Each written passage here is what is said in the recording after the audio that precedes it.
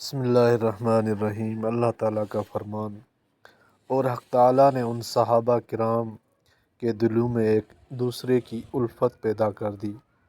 اگر اے پیغمبر آپ زمین پر کی ساری دولت بھی خرچ کر لیتے تو ان کے دلوں میں یہ الفت پیدا نہ کر سکتے، لیکن خدا نے ان کے دلوں کو جوڑ دیا، اور وہ یقیناً اقتدار کا بھی مالک ہے، حکمت کا بھی مالک۔ اے نبی، آپ کے لیے تو بس خدا وہ مومنین کا کافی ہے جنہوں نے آپ کی پیروی کی ہے۔ رسول اللہ صلی اللہ علیہ وسلم نے فرمایا، نیک اور بد ہم نشین کی مثال مشک والے اور بھٹی دھونکنے والے کی سی ہے، کیونکہ مشک والا یا تو خود کچھ تجھے عطا کر دے گا یا تو خود اس سے خرید لے گا، ورنہ تو عمدہ خوشبو تو اس سے سونگھ ہی لے گا۔